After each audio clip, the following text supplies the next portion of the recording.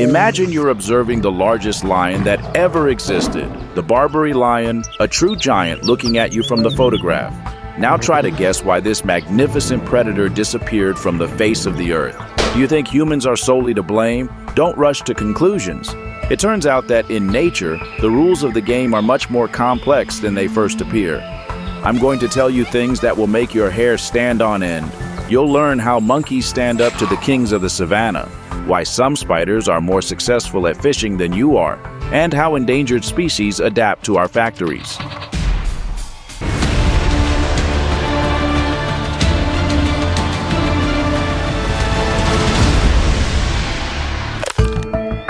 Many consider eagles and hawks to be the unrivaled kings of the sky. During the day, they truly rule the airspace, and other birds are better off keeping their distance. But what happens after sunset? The balance of power changes dramatically. You won't believe your eyes. Here's an owl literally snatching a buzzard mid-flight right from its own nest. This isn't just a bird, it's a real winged ninja, and such cases are far from isolated. During daylight hours, a proud eagle would gladly make a meal of an owl if it happens to be in its field of vision. Some avian predators even specialize in hunting other birds. But once the sun disappears below the horizon, it's time for owls' true killing machines whose menu includes everything from other predators to reptiles and even skunks. Why not feast on an eagle? Even if the prey is significantly larger, this doesn't stop the night hunters. And here's their superpower. Owls fly absolutely silently. It's impossible to prepare for an attack from someone who operates in complete darkness and doesn't make a single sound. The perfect killer, created by nature. All right, owls versus eagles. At least they belong to the same class. But what's truly shocking, baboons that kidnap lion cubs. At first glance, this looks like a scene from The Lion King, just missing Elton John's song and the majestic Pride Rock. There's even evidence that female baboons care for the stolen cubs, cleaning their fur, carrying them from tree to tree. But reality is harsher than any cartoon. Baboons do indeed steal little lion cubs, but not out of love for the young ones. Everything is much more tragic and simultaneously pragmatic. Lions eat baboons, and primates can barely stand up to an adult predator, so they've invented a cruel but effective strategy. Baboons steal cubs to eliminate the threat in advance. No adult lion to use them as a snack in the future. That's wild nature without embellishment. How about theft in the underwater world? Imagine, you've spent the whole day fishing, set up traps, and returned to empty nets. The culprit?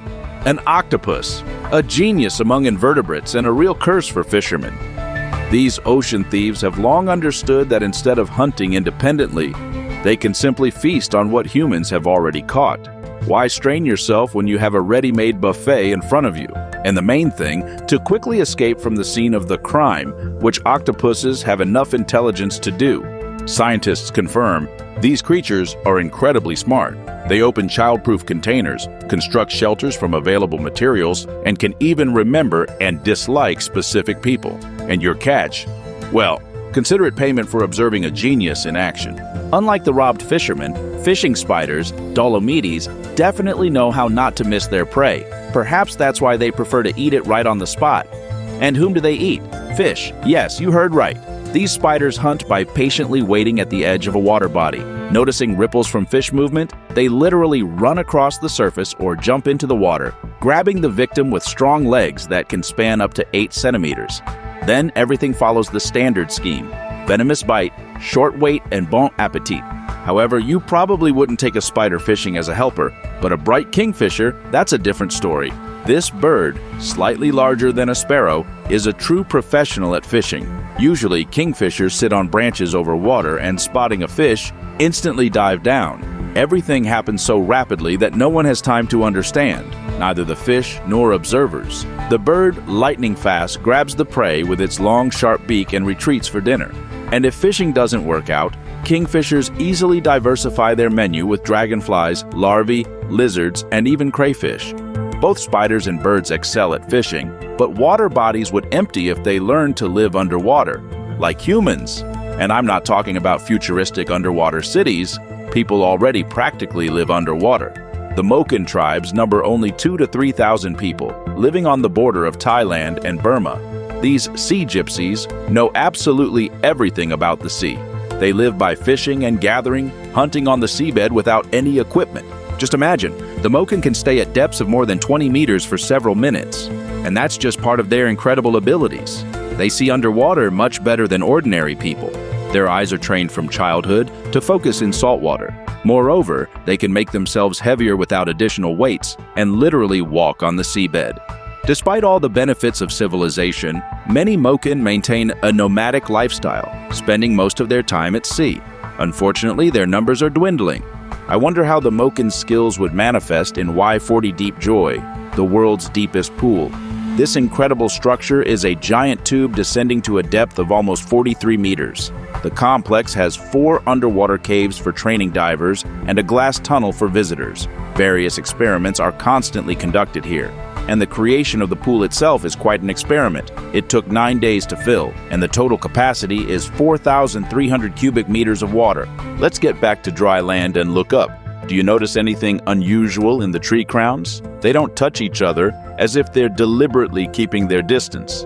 This phenomenon is called crown shyness, and scientists have been studying it for about 100 years but still haven't reached a consensus on the causes. Some believe that trees reduce the spread of harmful insects this way. By not approaching an infectious neighbor, they don't get infected themselves.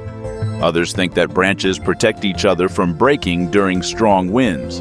Still, others suggest that trees optimize photosynthesis this way, not blocking their neighbors' leaves. Unlike plants, animals have more ways to defend themselves. For example, the caterpillars of the Hemeroplane's Triptolemus butterfly transform into a snake when in danger. Reaching impressive sizes, this caterpillar hangs from a branch when threatened, impersonating a venomous predator. By inflating its head through tiny openings, it creates the illusion of a triangular snake skull and even makes lunges as if about to attack. And although it has no real weapons, the masquerade works. If the animal world handed out Oscars for best transformation, the snake caterpillar would definitely receive an award. But most evolutionary changes occur much more slowly. However, sometimes they can be observed almost in real time, like with the British peppered moth. Initially, this moth had white wings with black spots, which helped it camouflage on tree trunks. But with the onset of the Industrial Revolution and large-scale air pollution, the situation changed. The lichens against which the moths used to hide disappeared, and they had to adapt by darkening. But the story didn't end there. When people began to fight pollution, lichens returned, and the moths lightened back again. Today, black specimens are extremely rare, at least until another ecological catastrophe occurs. Nature constantly surprises us with its adaptations and survival strategies. From silent night killers to actor caterpillars, from underwater humans to butterflies evolving before our eyes, the world around us is full of incredible stories and mysteries yet to be solved. See you in the next issue.